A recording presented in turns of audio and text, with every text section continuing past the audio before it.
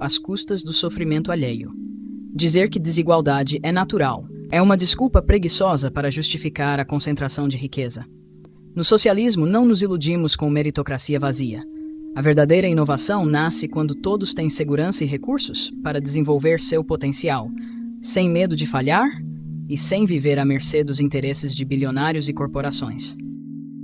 Dizer que Cuba e Venezuela são distorções é conveniente, mas quantas vezes o socialismo precisa falhar até admitirmos que o problema é o sistema, não a implementação?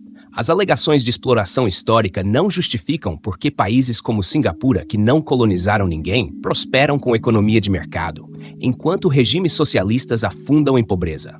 No capitalismo, mesmo com erros, há espaço para correção e progresso. Foi o mercado livre que tirou bilhões da pobreza na China e na Índia. Se todos têm segurança no socialismo, por que suas economias estão sempre à beira do colapso? E quantas crises o capitalismo precisa provocar antes de admitirmos que ele é o problema? A Grande Depressão, a crise de 2008, a desigualdade crescente. O capitalismo não corrige, ele sobrevive ajustando a exploração. E sobre Singapura? Um paraíso fiscal com políticas repressivas, longe de ser o exemplo ideal de liberdade. A China e a Índia não prosperaram graças ao livre mercado, mas através de políticas de controle estatal e intervenção econômica. E se o socialismo falhou em alguns lugares, é porque foi sabotado tanto por fatores internos quanto externos, como bloqueios econômicos e intervenções. A questão não é se o socialismo teve falhas, mas se continuamos a aceitar um sistema que perpetua desigualdades e concentra riqueza nas mãos de poucos. O capitalismo teve crises sim, mas cada crise é uma oportunidade de ajuste e evolução. A Grande Depressão deu origem ao New Deal e a crise de 2008 forçou reformas financeiras. Já o socialismo, quando falha, culpa bloqueios externos ou sabotagens, mas nunca reconhece que o problema está na centralização e falta de liberdade. China e Índia cresceram justamente quando abriram suas economias ao mercado, abandonando o socialismo rígido que os mantinha na pobreza. E sobre Singapura, você chama de repressivo, mas o que importa é que seus cidadãos têm acesso a uma das mais altas qualidades de vida do mundo. O capitalismo não promete perfeição, mas garante uma coisa essencial: liberdade para evoluir e prosperar. Mais uma vez, a parte capitalista tem a chance de escolher o tema e também inicia o primeiro round. Escolha o tema liberdade de expressão e controle da informação. A liberdade de expressão é um dos pilares do capitalismo, pois garante que cada indivíduo tenha o direito de se manifestar e questionar o sistema, seja o governo, seja qualquer instituição ou corporação. Em sistemas capitalistas, a diversidade de ideias e o confronto de opiniões são incentivados, criando um ambiente onde os cidadãos têm voz ativa e onde as críticas podem gerar mudanças positivas. No socialismo, porém, o controle da informação é frequentemente justificado como uma proteção ao bem comum. Mas, na prática, isso limita a diversidade de pensamento e reprime qualquer crítica ao governo. Exemplos como a União Soviética e Cuba mostram como essa censura limitou a inovação e reprimiu a liberdade individual. No capitalismo, ao contrário, as ideias circulam livremente, permitindo que a sociedade evolua e se adapte aos desafios. Você fala de liberdade de expressão no capitalismo, mas ignora que essa liberdade muitas vezes é limitada pelo poder econômico. Grandes corporações controlam os principais meios de comunicação e podem manipular o fluxo de informação para defender seus próprios interesses. No capitalismo, a liberdade de expressão está frequentemente à venda, onde vozes com mais recursos ganham mais espaço, enquanto as críticas ao sistema ou aos interesses corporativos são marginalizadas. No socialismo, a ideia é garantir que a informação e a comunicação sejam controladas pelo povo e não por interesses privados. A censura autoritária que você cita não representa o verdadeiro ideal socialista, onde a informação deve ser pública e acessível, promovendo uma sociedade realmente democrática e participativa. A ideia de que a censura autoritária no socialismo não representa o ideal é uma desculpa conveniente. Quantas vezes vamos ignorar que, na prática, o socialismo centraliza o poder, calando qualquer oposição que desafie o Estado? Essa promessa de controle pelo povo nunca se concretiza. O que vemos são governos que controlam tudo e limitam a voz de quem ousa questionar. Cuba, China, Venezuela. Nesses lugares, expressar opinião contrária ao governo leva à prisão ou pior. Sim, há problemas no capitalismo, mas ao menos aqui temos a liberdade para criticar abertamente empresas, governos e até o próprio capitalismo. A internet, por exemplo, dá voz a milhões de pessoas, permitindo o surgimento de debates e movimentos independentes. Na União Soviética e em Cuba, qualquer expressão contrária era suprimida e as pessoas viviam com medo de represálias. Você quer falar de manipulação? Vamos falar de regimes que proíbem até acesso à internet ou limitam o que as pessoas podem ver. Você fala de liberdade de expressão no capitalismo, mas ignora que ela é um privilégio controlado por quem detém o poder econômico. Como pode haver liberdade real quando a informação é monopolizada por grandes corporações que decidem o que é mostrado e o que é silenciado? A internet está repleta de manipulações algorítmicas e censura silenciosa. As redes sociais, controladas por gigantes como Facebook e Google, não são palcos de liberdade. Elas priorizam o que traz mais lucro, distorcendo a verdade conforme interesses próprios.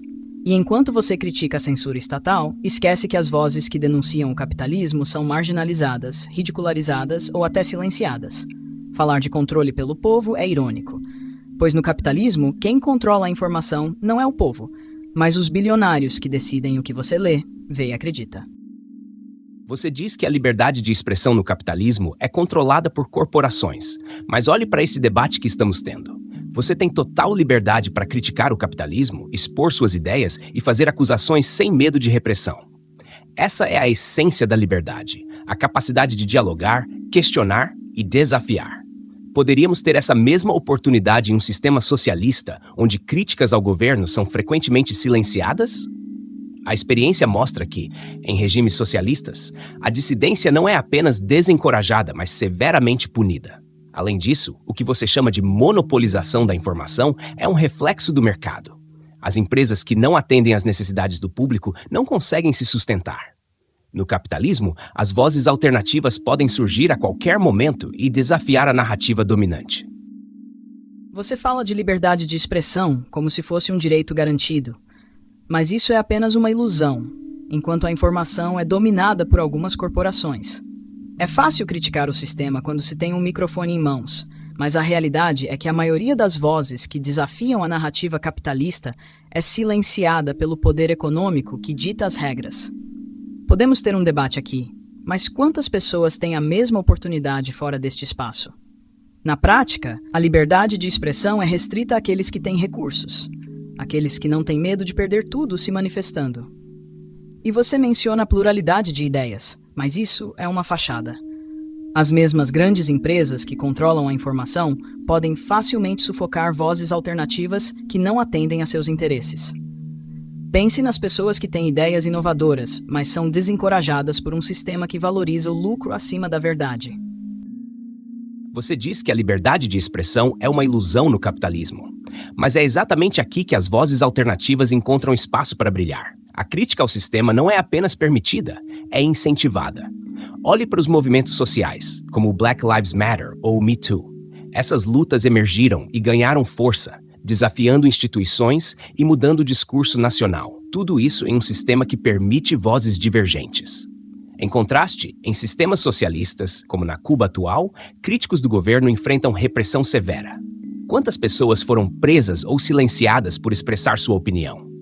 O que você propõe como inclusão no socialismo muitas vezes resulta em uma única narrativa, sufocando a verdadeira diversidade de pensamento.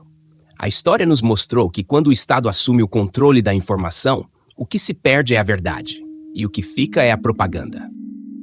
Você menciona movimentos como o Black Lives Matter e o Me Too, mas é importante lembrar que esses movimentos surgiram em resposta a sistemas que ainda perpetuam desigualdades profundas e injustiças. A luta por justiça e igualdade é uma resposta à opressão, e não um sinal de que o sistema está funcionando bem. E embora essas vozes tenham encontrado espaço, muitas ainda são silenciadas ou ignoradas pela mídia controlada por grandes interesses. Além disso, o que acontece quando as vozes que se opõem aos interesses corporativos falham em ganhar atenção? As histórias de trabalhadores que denunciam abusos, por exemplo, são frequentemente silenciadas, enquanto as corporações utilizam seus recursos para moldar a narrativa. O socialismo, ao contrário, busca dar poder às vozes marginalizadas, promovendo um debate real e inclusivo. Você diz que movimentos como o Black Lives Matter são respostas à opressão, e eu concordo. Mas essa opressão é um reflexo de falhas que o sistema democrático permite corrigir. No capitalismo, as vozes se levantam porque há espaço para isso, e as injustiças podem ser confrontadas através da crítica e do ativismo. A questão não é silenciar, mas dar as ferramentas necessárias para que essas vozes se tornem poderosas. No socialismo, a tentativa de dar poder frequentemente resulta em um sistema que silencia vozes discordantes em nome de um ideal de uniformidade. Portanto, o que realmente promove a justiça e a verdade não é o controle, mas a liberdade de questionar.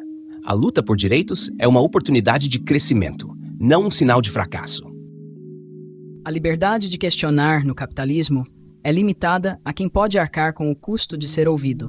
Enquanto alguns têm a plataforma e os recursos para lutar por justiça, muitos permanecem invisíveis e marginalizados. O que você chama de ferramentas muitas vezes não alcançam aqueles que mais precisam, pois o sistema prioriza o lucro sobre a equidade. Você fala sobre espaço para vozes se levantarem, mas não pode ignorar que no capitalismo, esse espaço é muitas vezes limitado por interesses econômicos que priorizam o lucro sobre a verdade. Movimentos sociais precisam lutar contra uma avalanche de desinformação e manipulação, muitas vezes perpetrada por aquelas mesmas corporações que controlam a mídia. E essa suposta liberdade de questionar é frequentemente uma armadilha, onde críticas ao sistema são toleradas apenas até certo ponto. Quando esses movimentos ameaçam os interesses estabelecidos, vemos a repressão de outras formas, como a criminalização de protestos e a marginalização de vozes críticas. Chegamos à quinta e última parte do debate. Agora é o lado socialista que escolhe o tema e também inicia o primeiro round. Escolha o tema saúde mental e pressão social. O capitalismo cria uma cultura de ansiedade e competição desenfreada, onde o valor do indivíduo é medido apenas por sua produtividade e sucesso financeiro. Desde cedo, somos ensinados a buscar uma carreira de sucesso, a acumular bens e alcançar padrões inatingíveis, levando milhões a viver em constante estado de estresse e frustração.